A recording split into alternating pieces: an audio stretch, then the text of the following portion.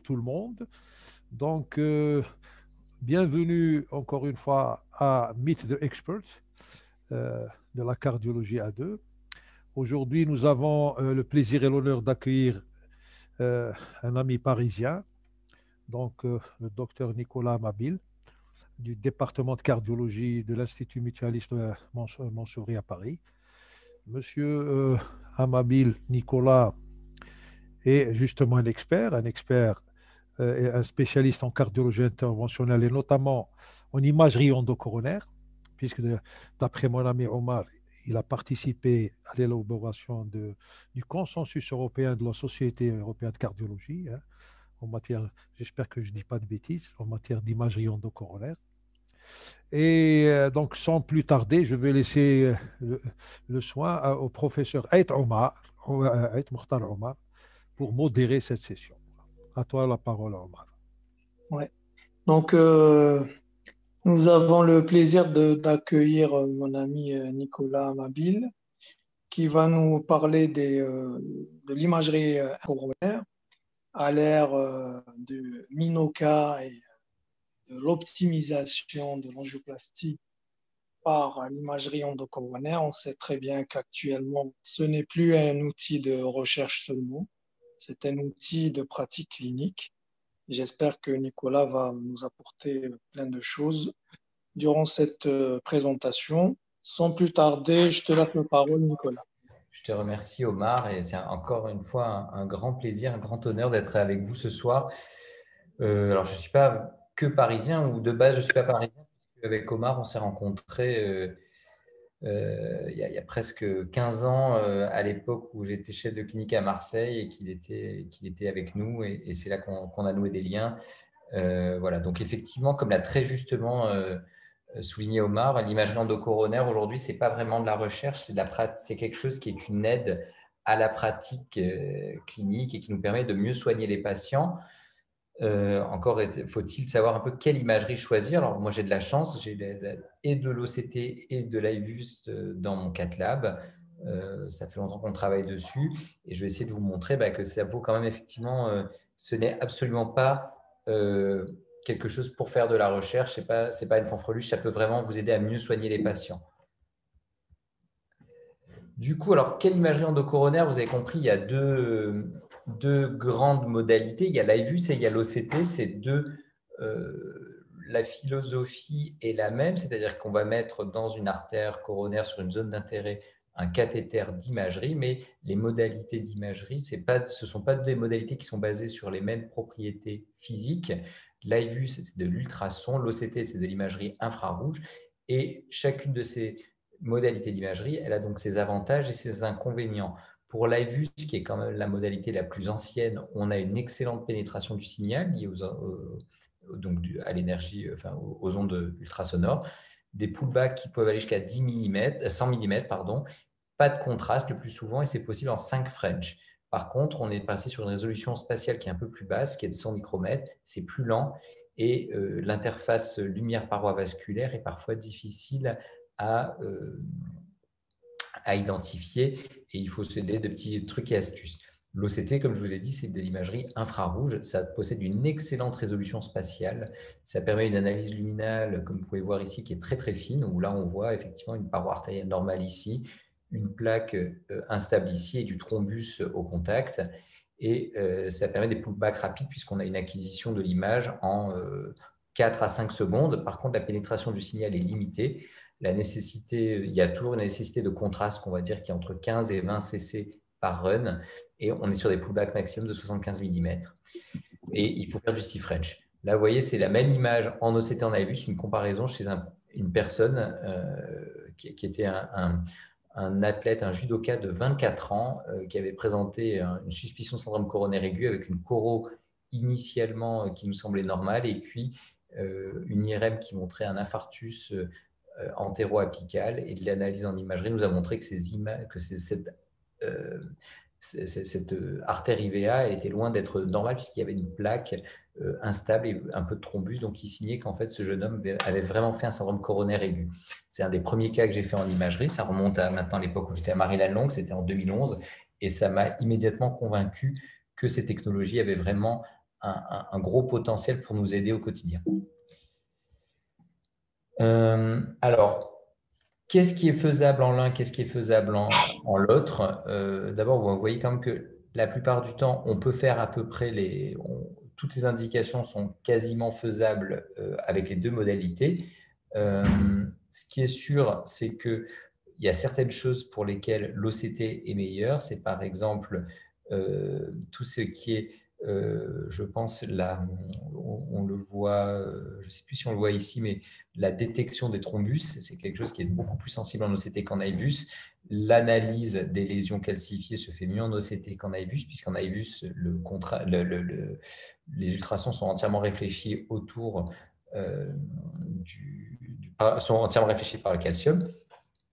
L'analyse de l'histologie fine, notamment en intrastent, est un petit peu mieux en OCT, mais vous pouvez quand même voir pas mal de choses en IVUS, comme signalé donc, sur cette diapo. Alors, quelles sont les indications pour l'imagerie endocoronaire? On va vraiment rentrer dans le vif du sujet. À mon avis, il y a 3 grandes indications de nos jours dans lesquelles l'imagerie est vraiment un plus. La première, c'est les ambiguïtés morphologiques. La deuxième, c'est les thromboses de stent. Et la troisième, c'est le guidage de l'angioplastie complexe. Alors, ambiguïté morphologique, qu'est-ce que c'est? C'est en fait à chaque fois que l'angiographie seule ne permet pas de trancher sur une situation clinique et qui nous permet finalement, si on n'est pas capable de bien poser le diagnostic au cath lab, il va y avoir une errance diagnostique et thérapeutique. Et en fait, pour bien soigner le patient, il faut déjà avoir le bon diagnostic. Je vous présente ce cas que j'avais fait à un moment où j'étais parti en Nouvelle-Calédonie. C'était une patiente de 60 ans qui venait pour une coronarographie diagnostique. Elle nous dit, alors c'est la Nouvelle-Calédonie, c'est donc des patients qui sont un peu moins médicalisés qu'en France métropolitaine, qu'elle avait présenté un épisode de douleur aiguë un mois auparavant, à une durée, elle ne sait plus dire combien de temps ça durait. Mais par contre, à l'échographie au décours, son cardiologue retrouve une hypokinésie antéroseptale qui n'était pas présente. La patiente rapporte quelques petites douleurs résiduelles. À l'ECG, il y a un rythme sinusal, un rabotage de R en V1, V2, V3. On va vous montrer la coronaire droite qui n'a pas beaucoup d'intérêt. Et puis, je vais vous montrer la coronaire gauche.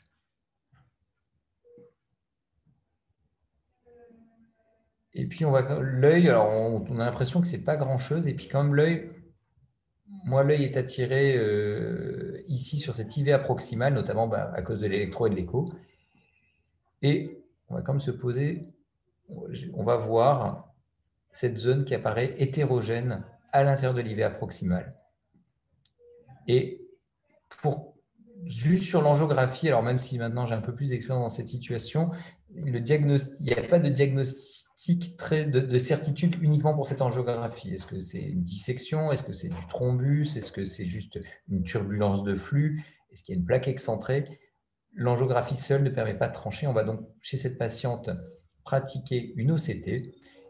Et vous allez voir la distalité de l'artère. Donc on voit très bien toute l'artère qui se déroule. Ici, vous avez le tronc coronaire. À cet endroit-là, vous avez le cathéter, l'IVA moyenne, la première diagonale, on voit des septales. Là, on est dans l'IVA 2. Cet aspect d'IVA est toujours normal, ce qui est assez étonnant.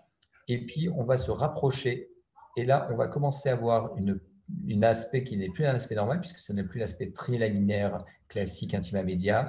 Et on va voir donc ce qui s'apparente à probablement une plaque. Et puis, un aspect multiluminaire de cette IVA proximale avec toujours en amont une artère toujours épaissie. Alors, on pense bien que tout ça, cette lésion semble expliquer vraiment le tableau clinique. Je vous montre, je crois que j'ai l'image fixe un petit peu plus tard, une image très, très, très particulière. Et vous voyez, donc en fait, c'est une IVA à deux lumières. Et la question, c'est qu'est-ce qui s'est passé chez cette dame un mois auparavant? On va avoir 2 hypothèses possibles. Soit c'est une dissection coronaire avec un hématome qui s'est analysé.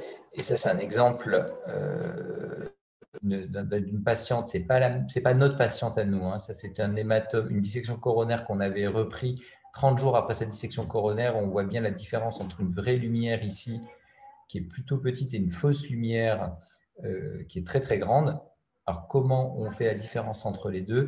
Eh bien, en OCT, on voit très bien que quand vous êtes dans la fausse lumière, vous n'avez plus l'aspect en 3 couches de l'artère. Vous ne voyez plus que la média et l'adventice, alors que sur la vraie lumière, vous voyez intima, média, adventice. Première hypothèse, c'est chez notre patiente. Deuxième hypothèse, ce qu'on appelle un thrombus recanalisé, c'est-à-dire il y a des patients qui font des tableaux infarctoïdes avec un authentique thrombus qui se forme dans leur artère, et cette artère va se recanaliser pour des raisons un peu mystérieuses et vont donner cette image très très typique, un peu avec des voiles multiples et un aspect un peu déchiqueté. Chez notre patiente, qu'est-ce qui va emporter la décision? Alors, sur la dissection coronaire, hématome, oui, on pourrait dire que c'est une jeune femme avec peu de facteurs, enfin, c'est une femme relativement jeune avec peu de facteurs de risque.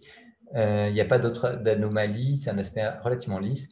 Et puis, par contre, dans le thrombus recanalisé, on a plus l'histoire clinique qui fait infarctus. On a vu une plaque lipidique avant. Il y a les 3 tuniques dans les 2 chenaux. C'est très localisé. Et puis, finalement, c'est chez cette patiente, c'est ça qui va faire… on va partir sur le thrombus recanalisé. Et du coup, on va pouvoir… on ne le voit pas, mais je ne l'ai pas mis, mais on va la stenter pour nous permettre… c'est le bon traitement à lui proposer. Puisque par contre, pour une dissection coronaire, il faut plutôt éviter de stenter. Donc là, l'OCT nous a permis de trancher. Que dit le document de consensus, que disent les documents de consensus qui ont déjà été publiés par la Société européenne de cardio et que vous avez cité tout à l'heure, c'est quand est-ce que ça vaut le coup de faire de l'OCT, quand est-ce que ça vaut le coup de faire de l'IVUS dans ce qu'on appelle les ambiguïtés angiographiques. L'OCT, c'est un excellent, je vous l'ai dit, c'est un excellent examen pour faire le diagnostic de thrombus. Et c'est une sensibilité de 100%. C'est-à-dire que si vous voyez dans une image ambiguë du thrombus, vous avez la signature de votre syndrome coronaire aigu. Donc, c'est vraiment ça qu'il faudra le privilégier là-dedans. Pour les minocards, on l'a évoqué aussi. Un patient a un infarctus ou un tableau de syndrome coronaire aigu, vous ne trouvez pas la lésion coupable angiographiquement, ça vaut le coup d'aller faire de l'OCT pour voir s'il n'y a pas vraiment de plaque ou de thrombus qui serait passé inaperçu. Puisque si vous êtes vraiment sûr qu'il n'y a pas de maladie athéromateuse, vous pouvez aller sur d'autres hypothèses diagnostiques comme les myocardites, les spasmes, le Takotsubo. C'est très bien aussi pour faire la détection des calcifications et des nodules calcifiés. On a parlé des dissections localisées, des thrombus, des thrombis recanalisés. Donc l'OCT est vraiment à privilégier dans tout ce qui, on va dire, dans un peu suspicion de syndrome coronaire aigu.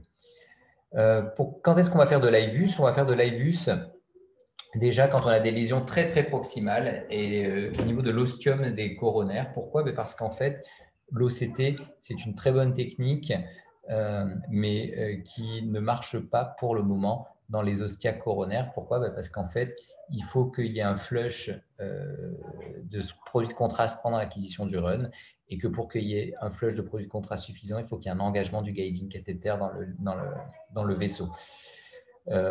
Si vous cherchez à avoir un ostium de tronc ou un ostium de coronaire droite, en plus si c'est angulé, vous ne pouvez pas le faire avec de l'OCT. Ça va être aussi, donc l'IVUS là devient vraiment une indication de choix. Si vous avez un anévrisme coronaire ou une ectasie, l'IVUS sera un meilleur choix puisque, comme je vous ai dit, le signal ultrasonore diffuse plus loin que les infrarouges. Il permet d'explorer des artères de plus gros calibre au-delà de 6-7 dans la vasculopathie du transplanté. Et puis également, l'IVUS, comme je vous l'ai dit, vous permet de voir plus loin. Et donc, si vous voulez faire une bonne évaluation du plaque burden et du volume d'athérome sous-jacent, l'IVUS restera votre modalité de choix. Est-ce que vous avez des questions sur les ambiguïtés morphologiques ?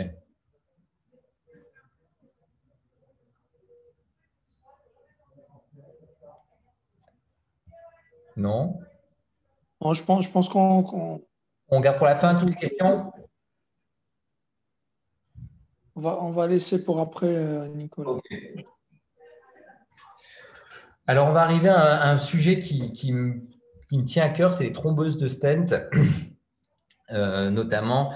Alors, ça reste une cause rare de SCA. Quand on était avec Omar, on était plus jeune et qu'on était à l'hôpital Nord, on voyait beaucoup de thrombeuses de stent. C'était quand même c'était les premiers stents actifs ou la première génération de stents actifs. Il y avait des points qu'on n'avait pas trop compris et on pensait que surtout les thromboses de stent, c'était uniquement une question de mauvaise antiagrégation des patients et que ce n'était pas un problème morphologique sous-jacent. Et pourtant, la thrombose de stent, c'est très méconnu et pourtant, c'était un vrai souci puisque on allait jusqu'à des morbimortalités. Enfin, il y a une autre morbimortalité. Il y a certaines séries un peu anciennes, certes, mais qui disaient qu'on avait 40% de mortalité au décours des thromboses de stent. Ça reste quand même toujours un challenge, même s'il y en a moins qu'il y a 10 ans. Mais encore une fois, la thrombose de stent, il faut savoir identifier le mécanisme pour pouvoir appliquer la thérapeutique adaptée. Et moi, je vous posais la question, est-ce que l'OCT peut aider à identifier la cause d'une thrombose de stent? Oui, parce que, comme je vous ai dit, alors les diapos ont un peu bougé, mais il faut garder que la thrombose de stent, ça reste un mécanisme, ça reste un phénomène qui est plurifactoriel. Et bien sûr, le type de stent a une influence. Bien sûr, les facteurs liés aux patients sont importants, comme le diabète, la dysfonction VG, la mauvaise compliance ou la non-réponse aux antiagrégants plaquettaires, les cancers sous-jacents, probablement la génétique, mais il y a un phénomène très, très important qui va expliquer la thrombose de stent, c'est les lésions, les complications mécaniques et les anomalies mécaniques de votre stent, notamment les sous-expansions, les malapositions, les dissections résiduelles. Et ça, quand vous avez… Ce qu'on peut se dire, c'est que si vous prenez bien votre traitement anticoagulant et que vous n'êtes pas diabétique, mais que vous avez une sous-expansion, ça peut bien se passer. Mais si, par exemple, vous avez une sous-expansion de votre stent aigu et qu'en plus, vous n'êtes pas assez bien chargé, si vous avez eu un traitement anti-agrégant plaquettaire insuffisant, vous avez un gros risque de thrombose. Donc, quand même, toujours chercher la cause mécanique associée. La cause mécanique toute seule n'explique peut-être pas tout, mais elle favorise. Et là, l'OCT, grâce à sa finesse et sa résolution, va nous aider à mieux aller plus loin dans l'exploration. Alors, pour faire très, très schématique, voilà le type d'anomalie coronaire que vous pouvez retrouver en regardant un stent qui vient de se boucher lorsque vous faites de l'imagerie endocoronaire, notamment de l'OCT. Ouais, attendez, je suis juste un tout petit peu occupé, je fais un webinaire. Je vous montre après. Oui, moi c'est mes collègues qui sont venus. Je suis dans la salle de relecture d'imagerie, du coup ça les intéresse. Donc, qu'est-ce qu'on peut trouver? On peut trouver des malapositions, on peut trouver des dissections de bord, on peut trouver des évaginations coronaires, on peut trouver une progression de plaques, on peut trouver du néoathérome qui est là, hop, le néoathérome, on peut trouver une sous-expansion sévère, on peut trouver des ouvertures de mailles, on peut trouver même juste de la rosténose sans néoathérome, et tout ça, ça donne à la fin la même image angiographique, et pour savoir quel traitement adapté à quel change un petit peu. Ça, c'est un exemple. Donc, je vous ai montré le texte. Voilà les images. Vous voyez ici, par exemple, on a la position de notre stent. Ici, avec du thrombus. Là, au contraire, on voit un néoathérome important. Allez, là, tu laisses le pain. Une plaque d'athérome qui s'est recréée à l'intérieur du stent, comme vous pouvez le voir. Là, c'est de la rosténose classique sans néoathérome avec du thrombus. Là, vous voyez que le stent est sévèrement sous-expandu et très découvert.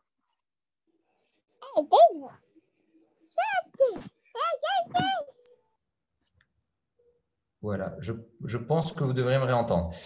Là, on a un stent qui est correctement expandu, qui a une bonne apposition, mais qui n'est pas du tout réendothélialisé. On voit ici que les mailles du stent sont complètement à nu, ce qui a favorisé la thrombose ici. Là, on a ce qu'on appelle un phénomène d'évagination, c'est-à-dire qu'après la pose de votre stent actif, souvent des stents actifs de première ou de deuxième génération, on voit que se creuse, il y a un phénomène de remodelage positif qui se crée autour de votre stent avec des petites évaginations et qui vont conduire à une malapposition. Et puis là, ces deux derniers cas, ici, c'est une dissection de bord qui n'avait pas été vue en angiographie. Et dans ce dernier cas, le patient a présenté une thrombose sur une évolution de sa plaque d'athérome au niveau des bords du stent. Alors, ça me tient particulièrement à cœur parce que j'ai eu la chance d'être le co-auteur en première position de ce papier qu'on avait fait en 2016 avec l'équipe de Clermont-Ferrand sur la première cohorte internationale où les thromboses de stent ont été analysées par OCT afin de déterminer les mécanismes. Et vous voyez qu'alors, donc, c'était une cohorte de 120 thromboses de stent en multicentrique. La majorité de nos thromboses de stent étaient thromboses tardives et très tardives, donc c'est-à-dire au-delà d'un mois. Et vous voyez qu'en fait, les causes les anomalies, on va dire, je pense il vaut mieux dire ça, les anomalies mécaniques associées à nos thromboses de stent changent selon qu'on soit dans un contexte aigu pendant le premier mois ou tardive, c'est-à-dire au-delà du premier mois et surtout au-delà de la première année. Un truc très très important, d'abord, c'est que sur vos thromboses aiguës, le premier mécanisme, ou un des premiers mécanismes, c'était rapporté dans d'autres papiers, c'est la sous-expansion de stent. Et il faut vraiment se méfier quand vous faites votre angioplastie d'avoir une expansion adéquate de votre stent, et il faut vraiment être très très très méticuleux, notamment en cas de lésion calcifiée, parce que sinon ça va, si vous avez une sous-expansion et un patient qui n'est pas très bien chargé en double anti-agrégant plaquettaire, il y a un grand risque de thrombose. La malaposition aussi, c'est-à-dire sur les stents qui sont trop petits ou trop décollés de la paroi, ces deux mécanismes, c'est vraiment les principaux en cas de thrombose aiguë. Pour ce qui est de la thrombose tardive, c'est pas pareil, et notamment, vous voyez qu'il y a beaucoup de néoathéromes, près d'un tiers des patients qui ont un néoathérome, et ce qui est vraiment la lésion caractéristique de la thrombose tardive, qui se voit dans les stents nus et les stents actifs, qu'on peut voir des années après la pose d'un stent. Là, on a fait récemment avec mon assistant, on a vu un stent nu qui avait thrombosé 17 ans après sur une évolution de la plaque. Et dans ces cas de thrombose tardive, donc outre le néoathérome, la malaposition est souvent représentée. Et puis, vous avez un peu plus toutes les autres causes que je vous ai montrées. Alors, donc je vais passer assez rapidement là-dessus. On va aller aussi là-dessus pour dire que dans le même temps que Pesto a été publié, il y avait deux autres papiers qui ont été publiés. Alors, la cohorte internationale Berne, Copenhague et Paris, puisqu'on a pu inclure avec mes collègues des patients dans ce papier qui montrait à peu près la même chose.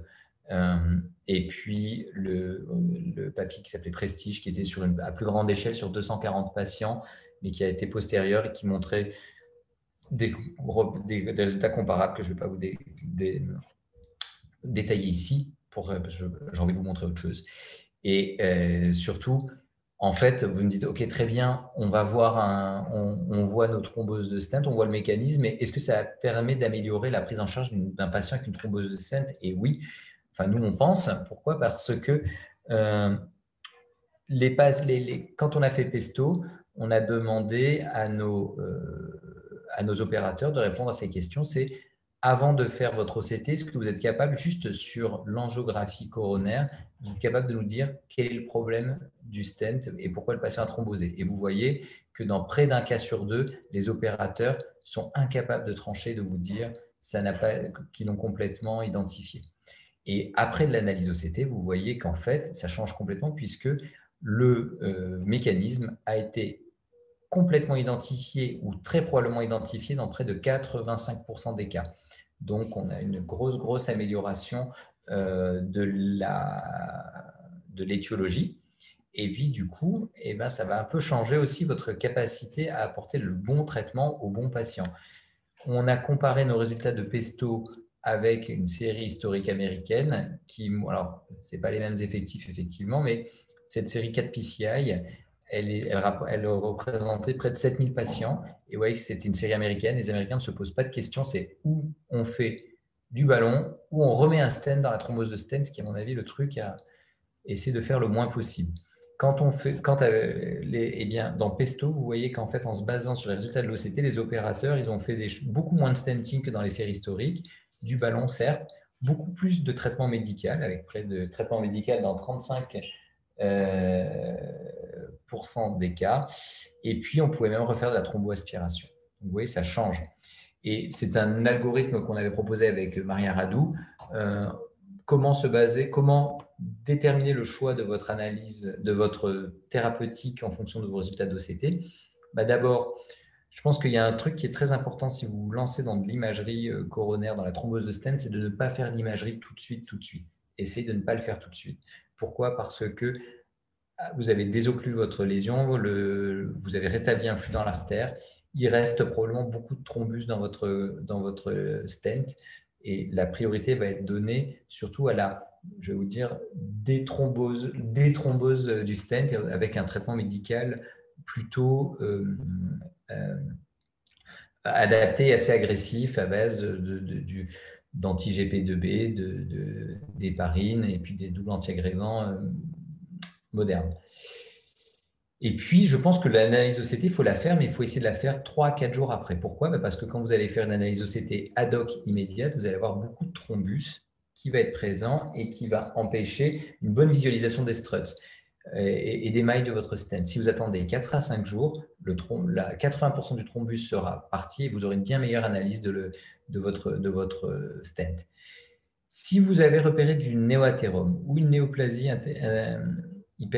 une néoplasie intimale, ou bien si c'est une dissection, ou bien si c'est une lésion de plaque, à ce moment-là, mettre un stent et un stent actif, ça a du sens. C'est probablement là qu'il faut le faire. Et il faut éventuellement, on peut discuter le ballon actif dans certains cas. Si par contre le problème c'est une sous-expansion ou une malposition, à ce moment-là, il ne faut pas mettre de stent, surtout pas, vous allez aggraver le problème, il faut plutôt corriger avec des ballons, essayer de réexpandre ou de corriger la malposition. Si par contre, vous ne voyez aucune cause mécanique associée ou bien juste des mailles non couvertes, là non plus, vous pouvez avoir affaire à un retard de cicatrisation de vos stents, notamment les stents actifs. N'allez pas remettre un stent actif, pitié. On part sur une double antiagrégation prolongée et normalement, et s'assurer de la compliance du patient au traitement, bien sûr. Voilà, donc pour la thrombose de stent. Et puis Omar, si ça va, je vais aborder l'angioplastie complexe. Oui, je pense on fera les questions à la fin. Oui, je pense que c'est mieux. Ok, alors l'angioplastie complexe. Alors déjà, qu'est-ce qu'une angioplastie complexe? Ce n'est pas forcément quelque chose qui se définit très facilement. Moi, j'aurais tendance à dire c'est les troncs, les CTO, les bifurcations, les lésions calcifiées et les lésions ostiales. C'est un peu comme ça que c'est défini dans la littérature.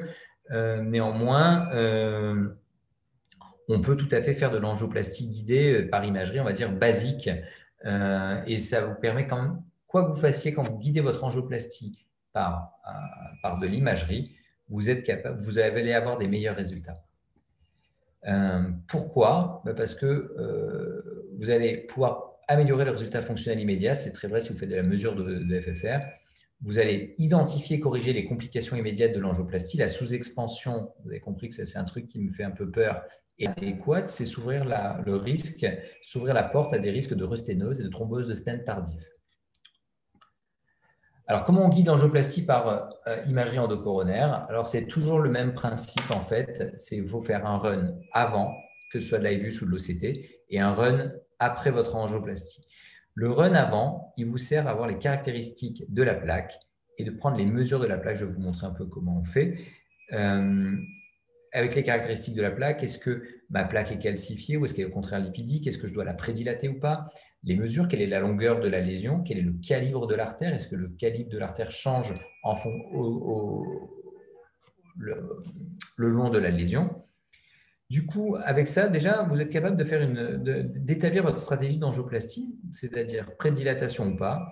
Et puis maintenant, on voit quand on identifie beaucoup de calcium, est-ce que je dois faire un rota ou pas? Est-ce que je dois faire, maintenant on parle de shockwave, mais probablement que ces deux techniques, notamment en raison de leur coût, sont un peu moins, on s'en sert qu'en cas un peu extrême. Et probablement que si on s'en servait de façon un petit peu plus large, on pourrait améliorer nos résultats d'angioplastie et avoir une meilleure expansion de stent. Du coup, je vous ai dit, effectivement, les mesures nous permettent de déterminer le diamètre et la longueur du stent. Et puis, si vous êtes dans une bifurcation, un tronc ou même une bifurcation d'IVA proximale, vous allez pouvoir faire un pot, déterminer le diamètre de votre ballon de pot. Une fois que vous avez optimisé, enfin, que vous avez un résultat qui vous semble adéquat, vous pouvez faire c'est pas vous pouvez, mais c'est qu'il faut faire un run post-angioplastie et identifier les complications dont on a parlé, les malpositions de maille, la sous-expansion, les thrombus, les dissections. Si vous êtes satisfait, votre geste s'arrête là. Si vous n'êtes pas satisfait, vous pouvez corriger et recontrôler avec de l'imagerie, encore de l'OCT ou de l'IVUS. Les points clés, je vous ai dit, c'est les caractéristiques de la plaque, et notamment nécessité d'une préparation et d'une préparation un peu costaud, choisir le stent adapté et analyser le résultat précoce. Alors, regardez, par exemple, c'est ce qu'on peut voir sur les plaques calcifiées. Là, on a 3 vaisseaux, enfin 3 patients. Ici, le calcium en OCT, il a une signature très particulière. C'est ces images un peu en hyposignal avec des bords très, très nets, très, très marqués. Et ici, vous voyez qu'on a une petite calcification punctiforme que vous ne pouvez absolument pas voir en imagerie et qui ne va pas poser de problème particulier puisque le reste de la plaque d'athéromycie est plutôt fibreux. Là, par contre, on a une calcification qui est un petit peu plus étendue puisqu'on la voit sur son extension radiaire. Elle est à 180 degrés. Elle n'est pas très épaisse, mais c'est probablement le genre de lésion qui va avoir besoin d'une prédilatation au ballon non compliant, à mon avis, pour pouvoir permettre un peu de casser ce calcium et de faciliter l'expansion du stent. Ici, on est sur quelque chose de beaucoup plus embêtant puisqu'on voit qu'on a une calcification qui est complètement annulaire à 360 degrés. C'est le ring calcaire qui va poser un problème. Là, se pose vraiment, pour arriver à casser, puisque vous voyez, elle est assez épaisse également, va se poser la question d'un rotablator avant implantation du stent pour améliorer notre geste. Alors, c'est tellement cette approche-là, notamment sur lequel des calcifications, apparaît dans certains algorithmes. C'est le premier qui existait dans la littérature, qui a été fait par un groupe, l'association de Shimakura et de Guayumi, donc un japonais et un italien, et qui vous disent comment, en fonction comment est le calcium, comment choisir les bons outils pour donner le bon traitement, pour améliorer nos pronostics. Il y a d'autres algorithmes qui ont été publiés, notamment avec l'avènement du shockwave en pratique clinique. Deuxième point, quand vous faites une angioplastie guidée par imagerie, il faut trouver ce qu'on appelle des bonnes landing zones, c'est-à-dire il faut idéalement que votre stent aille d'un segment normal à un segment normal de l'artère, ce qui n'est pas toujours évident. Et donc, vous allez avoir tendance à stenter un peu plus long que ce que vous auriez fait uniquement basé sur l'angiographie, et puis peut-être un peu plus gros.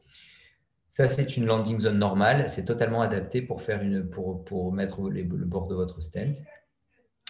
Là, c'est une landing zone qui apparaît comme fibreuse. C'est moins bon, mais ça reste encore acceptable. Là, on est sur de la calcification. Si vous n'avez pas le choix, vous pouvez essayer d'éviter. Et puis là, c'est les plaques lipidiques.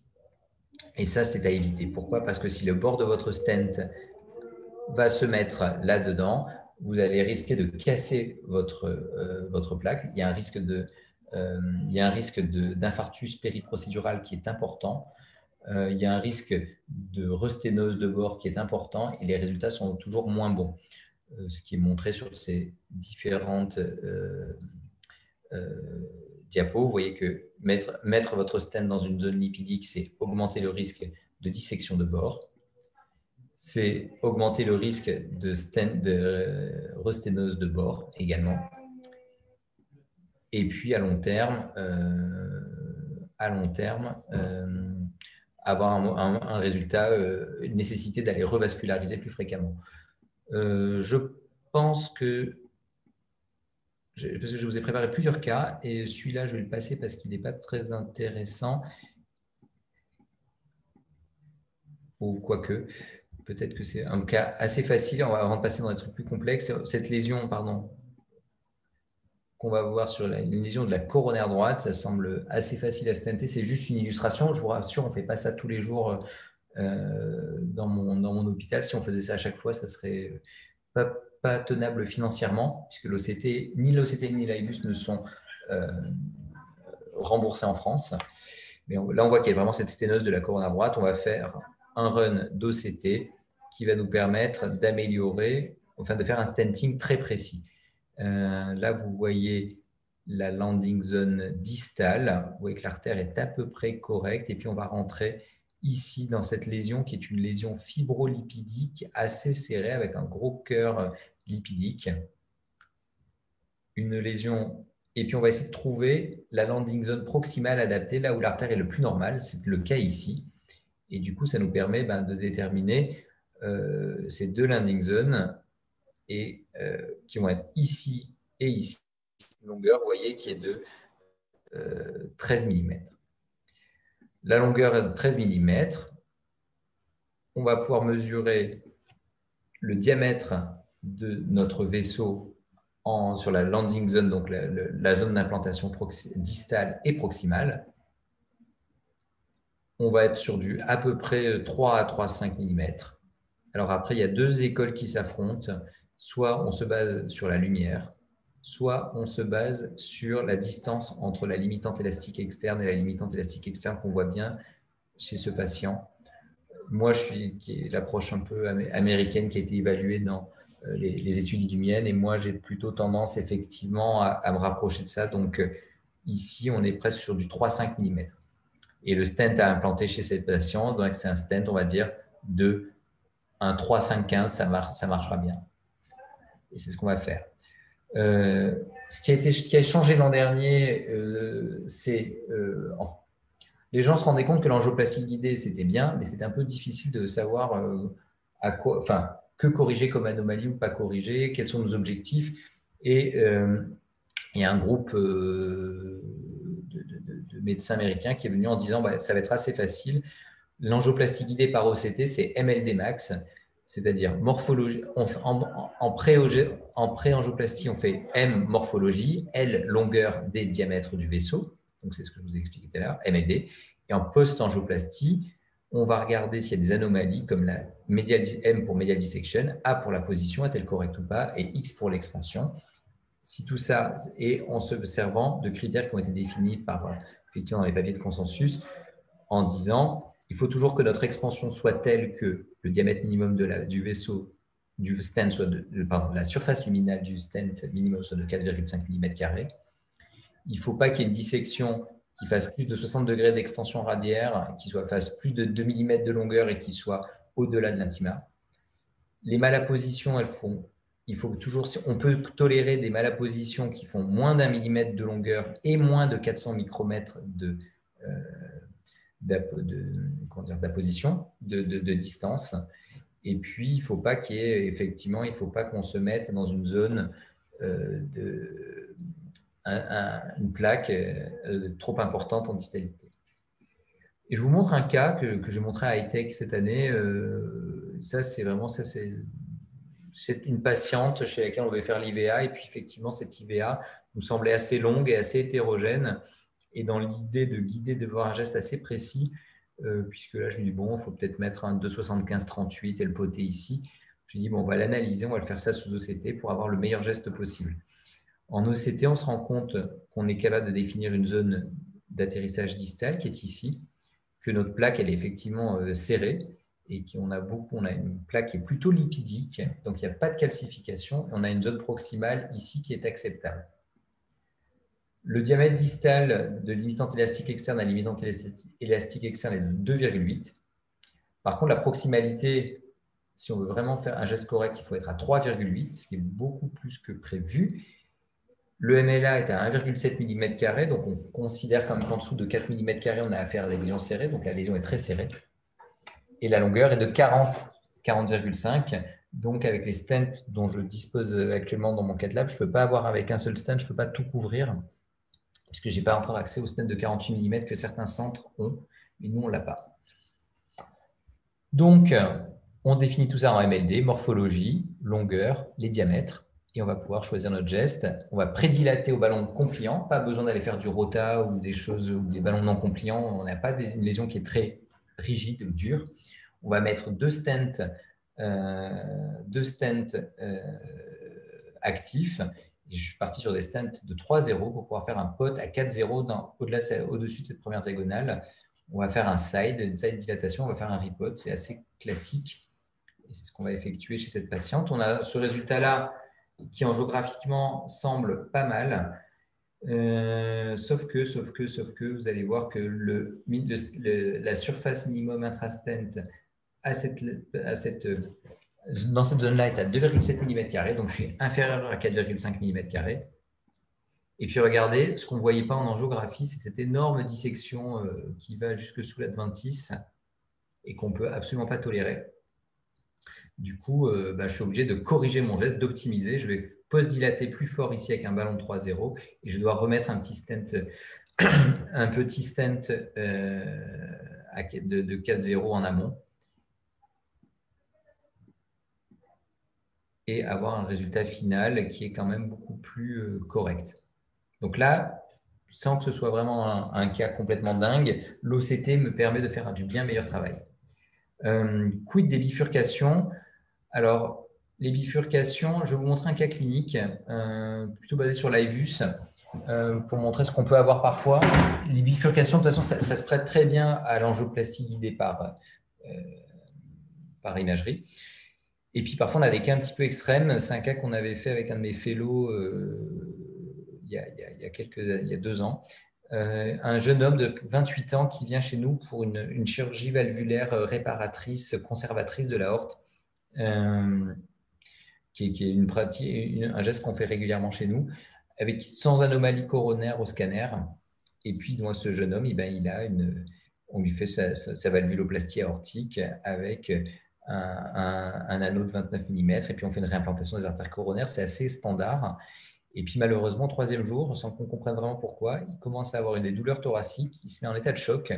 Et puis on voit apparaître une magnifique sous-décalage du segment ST en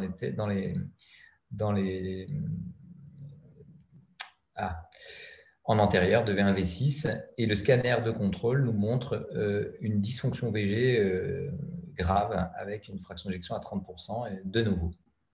On va faire une coronarographie en post-op. Et puis, on va voir, la coronaire droite est normale, et puis on va commencer à se dire, ouais, il n'y a rien sur l'IVA, il n'y a rien sur la CX, il n'y a rien, mais on peut quand même se poser des questions sur cet ostium de tronc. Notant qu'on a une perte de pression quand on l'intube, et puis alors, c'est des vieux signes d'angiographie, on ne voit pas de reflux coronaire dans l'aorte. Et on se pose, compte tenu de l'ensemble du tableau clinique, du type de chirurgie qu'il a eu, parce qu'on sait que c'est quand même les réimplantations coronaires avec les anneaux peuvent poser problème. On va aller faire une imagerie. Et puis, comme je vous l'ai dit, la meilleure imagerie endocoronaire dans ce type-là, c'est d'aller faire de l'IVUS. Alors, vous voyez que quand on fait l'IVUS, on se met avec un guiding, on s'est mis en 6F chez ce patient, pardon. On va faire on va mieux voir cette lésion ici. Et puis en IVUS, effectivement, on va voir le problème qui est au niveau du segment 1. Je vous enlève le truc. Ici, on voit la lumière qui est comprimée ici et on devine. Ce n'est pas exceptionnel, mais on voit bien que la paroi est anormale et qu'il y a un hématome qui est en train de se créer de la paroi et qui est en train de lui comprimer la lumière du tronc et qui explique son état de choc. Et deuxième surprise, c'est que ce patient il a un tronc coronaire qui fait quasiment 7 mm. Ce qui va être un vrai souci pour trouver le bon stent. Le chirurgien est là, il me dit bon, qu'est-ce qu'on fait? Je lui dis qu'est-ce qu'on fait? Il dit non, on ne va pas le reprendre sur le plan chirurgical, on va le stenter. Mais avec un stent de 7 mm, alors on va du coup ruser un peu. On va faire un stenting. Alors à l'époque, j'avais le plus gros stent que j'avais, ça a un petit peu changé, mais à l'époque, c'était des stents. J'ai mis un stent en acier qui est un stent Bio Freedom. Pourquoi? Parce que d'abord, c'est un bon stent. Et puis, l'acier, c'est assez élastique et on va pouvoir probablement le surcomprimer, le surexpandre plus qu'un stent en alliage. On va le dilater avec un ballon de 5,5, comme vous pouvez le voir. Alors déjà, quand même, juste le fait de le stenter, de le post-dilater, ça va quand même bien améliorer l'état clinique du patient. Mais comme vous pouvez le deviner en angiographie, le résultat n'est pas optimal. on voit qu'on est sous-expandu en distalité. On pense qu'ici, on n'est pas du tout collé à la paroi du tronc.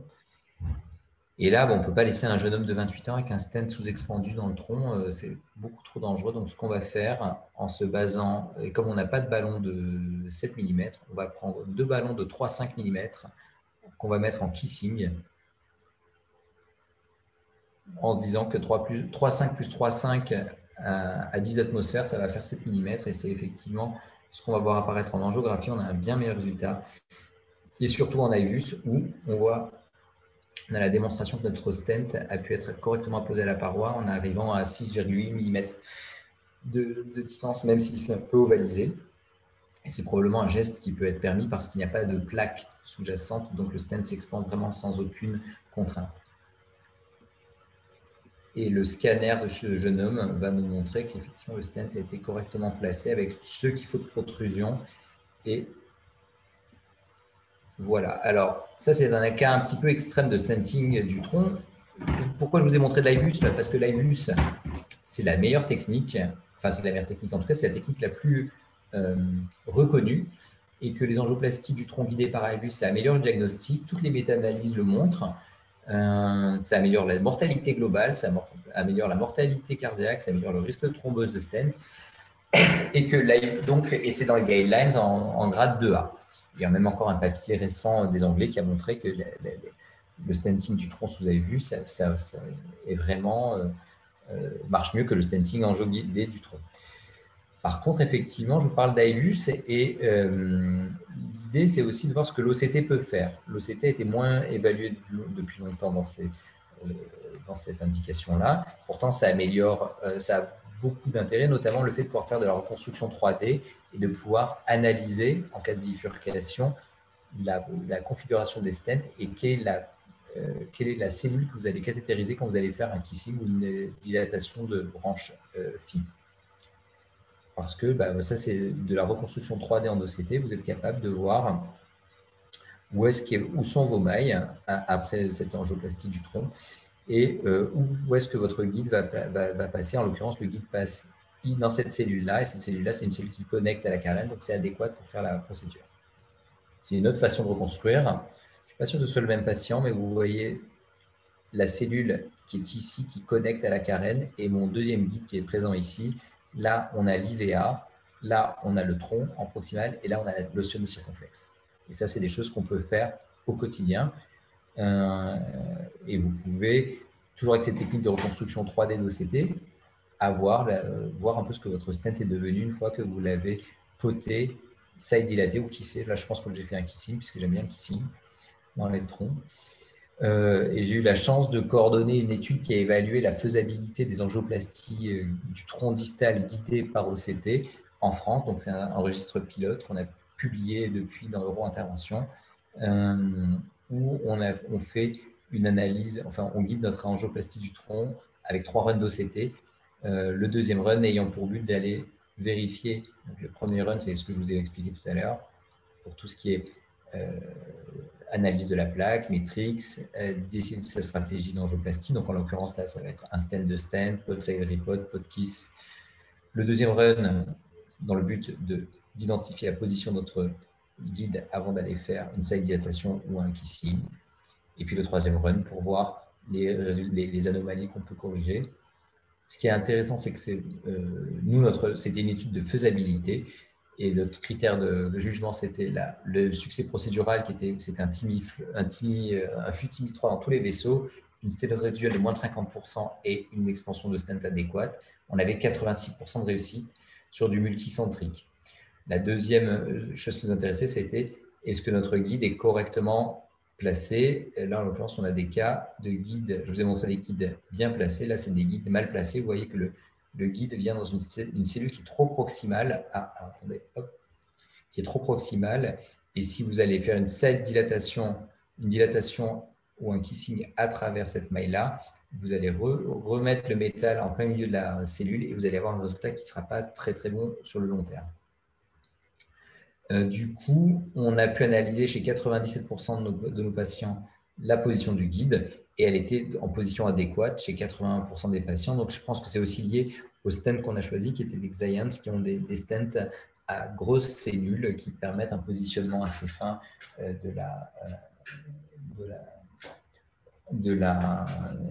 un positionnement plutôt facile du guide. Et le résultat aussi qui nous avait été demandé, c'était qu'est-ce qui se passe à 1 an. À 1 an, vous voyez qu'on a 98,6% de survie dans notre cohorte sans MACE. Le seul MACE qui soit apparu qui était ici, c'est un patient qui a présenté une rosténose précoce de son tronc. Mais le reste des patients va très très bien cliniquement. Du coup, comme je vous ai dit, qu'est-ce qu'on va retenir sur l'angioplastie guidée? Est-ce qu'il faut le faire? Oui. Alors, dans le tronc, c'est du 2A pour l'IVUS. Et je pense que l'OCT n'y est pas encore, mais l'IVUS marche très très bien. Et lorsque vous voulez faire de l'angioplastie un peu compliquée et un peu optimisée, l'IVUS et l'OCT, c'est deux bons outils. C'est là aussi du 2A. Et un dernier point, alors c'est un truc qui m'intéresse beaucoup en ce moment, c'est de faire des CTO, de m'aider de l'imagerie dans les CTO, et notamment de m'aider de l'IVUS. Peut-être que vous avez vu passer ce papier il y a 3-4 semaines qui était sur la nouvelle nomenclature ou les nouvelles terminologies lorsqu'on fait des angioplasties d'occlusion chronique. On ne va plus vraiment parler de vraie lumière, fausse lumière, parce que c'est un peu finalement un petit peu peut-être pas adapté, pas adéquat. On va plutôt parler d'être dans l'extraplaque ou dans l'intraplaque. Et la position de votre guide en intraplaque ou en extraplaque, ça va vraiment vous aider à choisir le bon outil, encore une fois.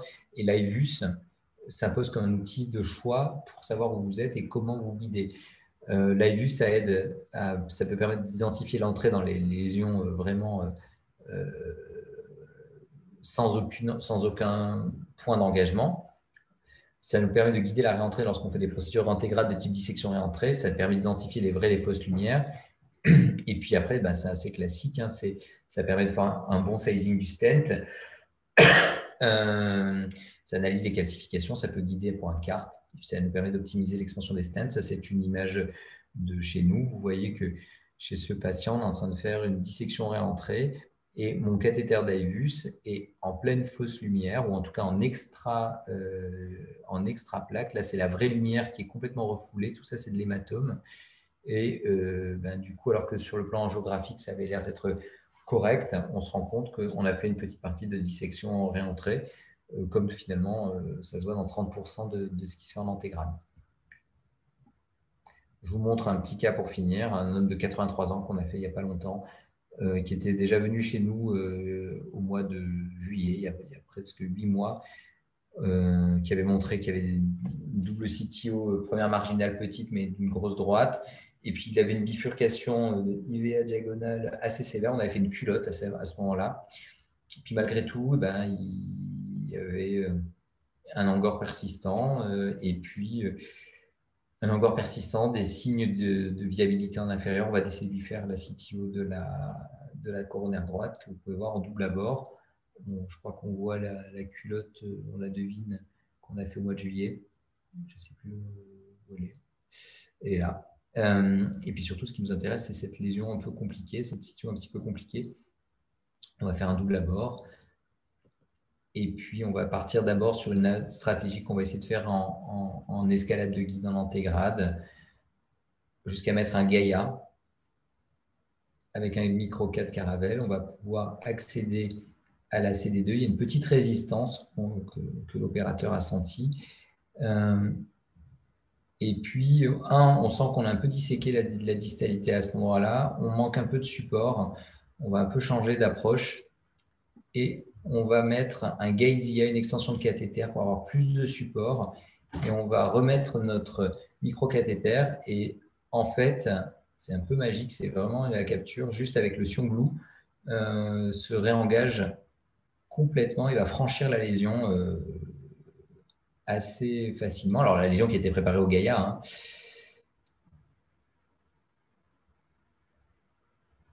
On n'a plus qu'à enlever le micro-4. On s'assure de la bonne position avec une injection contralatérale et puis en rechangeant sur un BMW. On va prédilater. Là, on va être surpris parce qu'en fait, alors que cette lésion, alors c'est l'entrée de la lésion, on n'arrive pas vraiment à bien lever avec le ballon de 2-0. Vous voyez qu'il reste une grosse empreinte. Et puis, donc après, c'est classique, prédilatation des ballons semi-compliants jusqu'à obtenir une image correcte. On sait on a rouvert, même si là, on n'arrive pas à franchir, on n'arrive toujours pas à bien lever. On va décider de faire un AIBUS, pardon. Vous voyez, c'est un run d'AIBUS. Je vais le laisser dans son intégralité, qui va en allant de la CD3 vers la CD-Prox. Alors on a tout ballonné, hein, bien sûr. On va voir que le vaisseau est bien sûr infiltré sur une longueur un peu plus importante que prévu, qu'il y a plus de calcification que prévu. Alors on a vu ces calcifications, ça passe comme des points blancs ultra brillants. Et puis quand on va rentrer dans la zone du Genius Inferius, vous allez voir qu'il y a... Alors les images d'AIBUS sont toujours moins belles que celles d'OCT, mais dans ce genre de lésion, on n'a pas trop envie de mettre trop de contraste ou de favoriser une dissection en injectant du contraste sous pression. Donc, l'AIBUS est vraiment très, très adapté. Là, on va rentrer dans le Genius Inferius, du calcaire, et puis on va voir, je vais remontrer, je vais aller un peu plus vite. Là, vous voyez, ça, c'est typiquement une calcification d'AIBUS. Ce point blanc est ultra brillant. Et puis, voilà, on va partir, on va se retrouver en... Voilà, ça, c'est la calcification qui nous pose problème ici, c'est une calcification circonférentielle que vous pouvez voir. Ça fait vraiment un anneau brillant, complètement brillant, avec absence de signal autour. Donc ça, c'est un ring calcaire et ça explique pourquoi on n'arrive pas à le lever. On prend nos calibres et puis, ce qui est assez intéressant, c'est que dans cette partie-là, qui était le Genius Inferius, on va voir que je suis passé en extra plaque. Je me retrouve, là, la vraie lumière a été écrasée ici, puisqu'on l'a dilatée, elle est là. Et là, je suis dans la fausse lumière où je suis en extra-plaque ou en sous-intimale. Et j'ai vraiment fait une dissection réentrée sans trop de problèmes. Et en se basant sur nos mesures, on va pouvoir mettre 2 stents.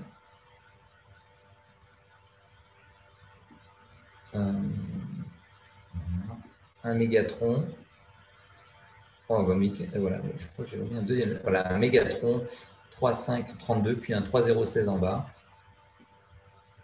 Avec un bon résultat final, bon, je vais passer assez vite, mais qui va vous montrer qu'on a une bonne expansion adéquate, une aire qui est supérieure à 5,5 mm² sur tout le long du vaisseau. Et donc, on peut considérer que ça nous a quand même déjà aidé à trouver le bon calibre du stent, la bonne longueur, et de voir un peu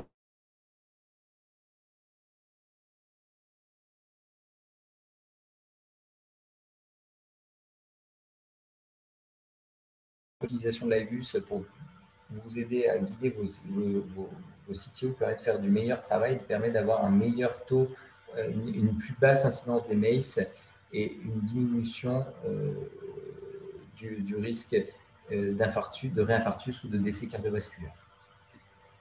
Alors, en conclusion, j'ai réussi à tenir en 1 heure, ce qui est pas mal. J'aurais plein d'autres trucs à vous dire, peut-être je vous le dirai pendant les vacances, pendant les questions. Mais ce que ça illustre, l'utilisation de l'imagerie endocoronaire, c'est que pour bien travailler, il faut toujours savoir choisir les bons outils. Les cardiologues interventionnels, ils le savent. Et que les OCT et l'AIBUS, ça sert pour l'angioplastie complexe, ça sert pour identifier des ambiguïtés. Je crois que les 2 modalités d'imagerie ne s'excluent pas. Comme vous avez vu, il y a vraiment certaines bonnes indications d'AIBUS, certaines bonnes indications d'OCT. Ce que vous pouvez savoir, c'est que on a plus de données cliniques avec l'AIBUS parce que c'est une technologie qui est un peu plus ancienne. On a 20 ans de recul sur l'AIBUS.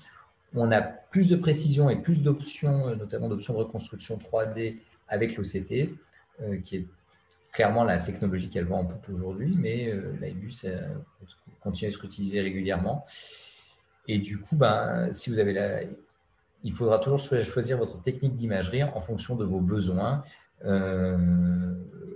Quand je résumerai en disant je vais préférer l'AIBUS pour les ostiales, les larges vaisseaux, le guidage des CTO, le tronc coronaire gauche. Bon, moi, j'ai écrit un papier sur les troncs coronaires gauche en OCT, donc Du coup, je fais aussi bien confiance à l'OCT.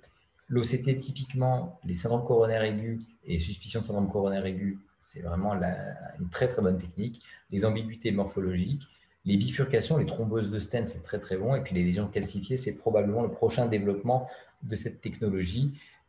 Du coup, n'oubliez pas quand même que choisir le bon outil va permettre de vous éviter beaucoup de désagréments. Voilà, je vous remercie. Je pense, il y aura peut-être des questions et puis je peux vous remontrer d'autres cas si vous le souhaitez.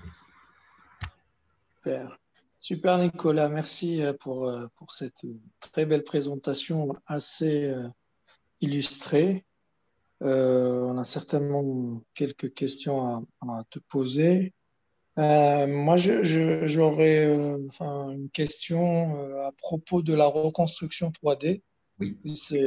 Tu nous as montré des images super belles. Je me souviens qu'on disait on ne saura jamais où on a mis notre guide dans la side branch, dans la distale ou la proximale. Ouais. Maintenant c'est possible avec ces images superbes. Est-ce que toutes les consoles permettent cela ou bien il y a plutôt… Alors, je pense que là, actuellement, techniquement, ceux qui ont le plus d'avance sur le soft, on va dire, pour l'OCT, il y a deux systèmes, c'est le système Terumo et le système Abbott. Donc, le Abbott, c'est l'OCT. Terumo appelle ça l'OFDI, mais c'est basiquement la même chose, hein, avec la couleur qui change. Le système qui permet le plus de reconstruction, qui a les meilleurs outils de reconstruction 3D, c'est clairement le Abbott. Et du coup, c'est celui qui me permet de générer ces images-là. Le Terumo, il a d'autres avantages, mais sur la reconstruction 3D, il est un peu à la ramasse quand même. Et puis, oui, avec les consoles qu'on vend maintenant, c'est surtout le soft qui permet de faire ça. C'est avec la technologie de ce qu'on appelle le E5, AptiView E5, on est capable d'avoir ça. Il y a une nouvelle génération qui va pas tarder à arriver. C'est un logiciel qu'il faudrait acheter en plus ou Ça dépend comment tu deals le truc avec Abbott. Normalement, je sais, ça dépend un peu vraiment, ça dépend de ce que tu es capable de faire comme accord avec Abbott. Mais là, normalement, aujourd'hui, ils peuvent pas te fournir, je pense, une console d'OCT Abbott récente sans ce logiciel-là sur place. Alors, notamment parce qu'ils vont changer le logiciel d'ici quelques mois et un logiciel complètement différent que je n'ai pas encore vu et qui a l'air d'être encore plus performant. Mais ça, je peux pas t'en parler plus parce que je ne sais pas. Mais normalement, si tu achètes une console Abbott aujourd'hui, tu as ça, quoi.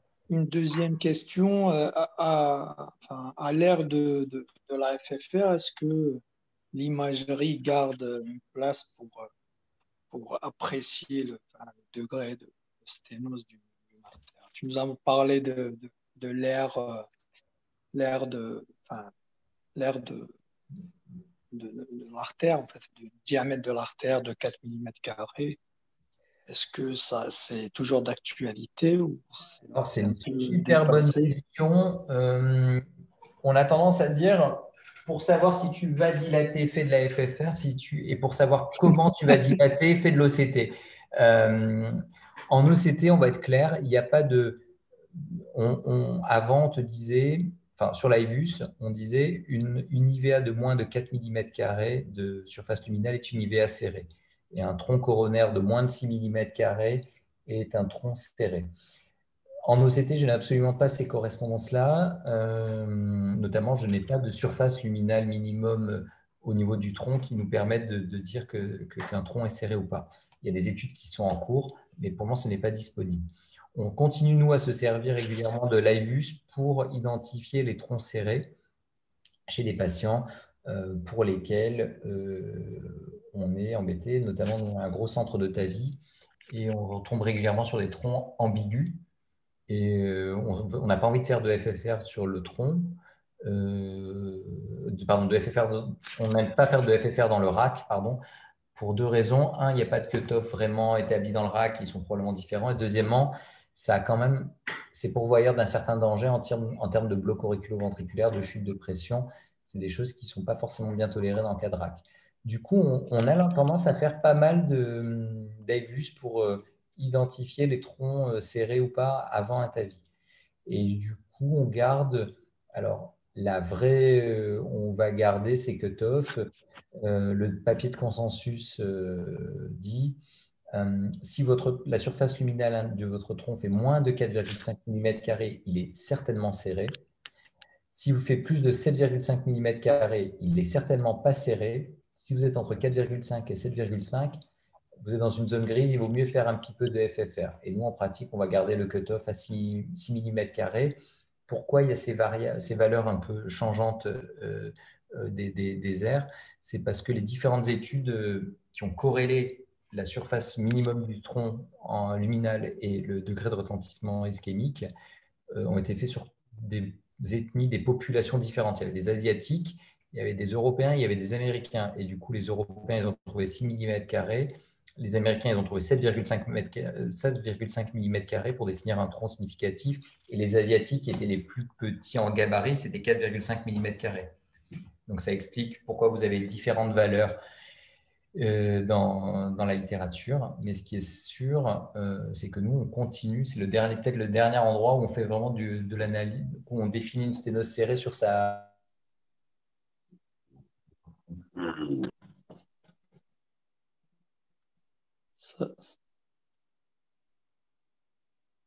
On a perdu le son, je ne sais pas si. Nicolas?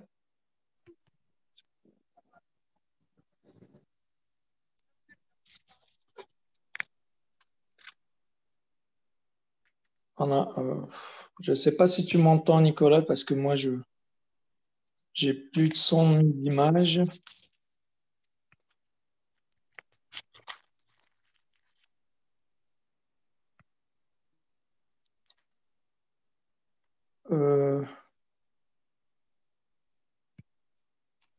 Est-ce que vous m'entendez ou pas? Oui. Oui, on a perdu, je pense, notre orateur.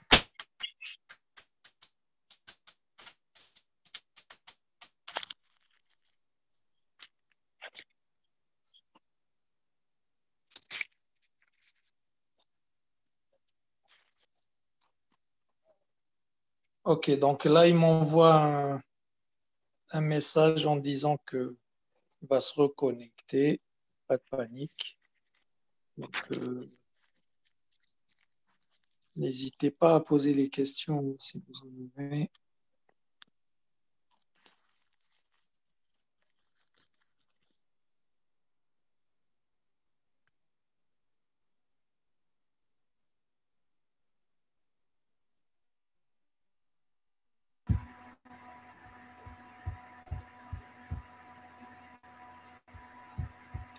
On attend toujours sa reconnexion qui ne devrait pas tarder.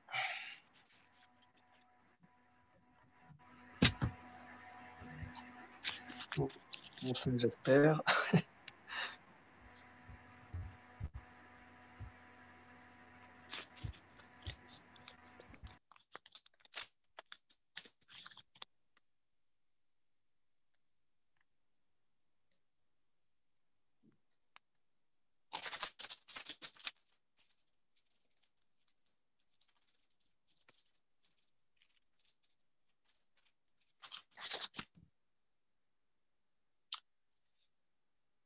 Ça rame un peu.